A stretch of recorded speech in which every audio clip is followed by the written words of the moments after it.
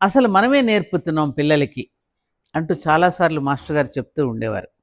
అలా చెప్తూ చెప్తూ మాస్టర్ గారు ఏమన్నారంటే, అబద్ధాలు ఆడకూడదు, సత్యాన్నే పలకాలి అని 10 సార్లు తాను చెప్పి పిల్లవాడికి చెప్పించి, సత్యహరిశ్చంద్రుడి కథ కూడా వాడికి చెప్పి, సాయంకాలం పనిలో ప్రవేశించింది ఒక పిల్లవాడి తల్లి.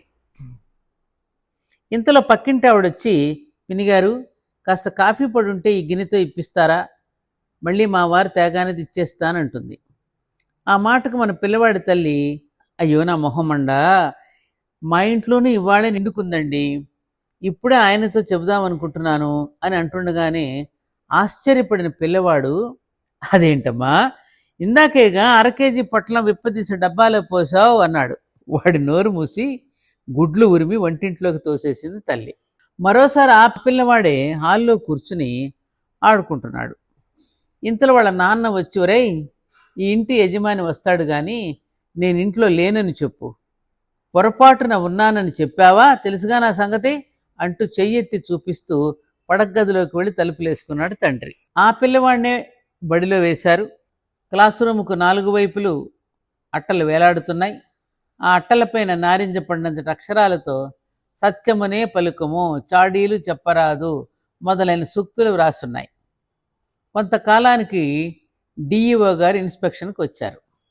ఆ మాస్టర్ పిల్లలందరినీ చెవులు రెక్కించి వినమని ఇలా చెప్పారు. ఎంతవరకు అయిందని డిఈఓ గారు అడిగితే, వింటున్నారా, ఎంతవరకు అయిందని డిఈఓ గారు అడిగితే ఈ పుస్తకం అంతా అయిపోయిందని చెప్పాలి, తెలిసిందా, ఎవరన్నా కాలేదని చెప్పారో బెత్తం ఎలా ఉందో చూశారుగా అని అదిలించాడు.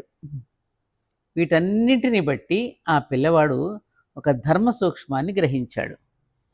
అదేంటో తెలుసా, చదివేటప్పుడు, ఒకరికి చెప్పేటప్పుడు సత్యమునే పలుకుము అని చదవాలి, కానీ నిజ జీవితంలో మాత్రం సత్యం ఎన్నడూ చెప్పకూడదు అని వాడికి అది అర్థమైంది. ఈ రీతిగా త్రికరణ శుద్ధి లేని మన ప్రవర్తన మనతో పాటు మన పిల్లల్ని కూడా చెడగొడుతోంది. పెరిగి పెద్దయిన తరువాత పిల్లలు చెడిపోయారని గోలపెట్టి ఏం ప్రయోజనం?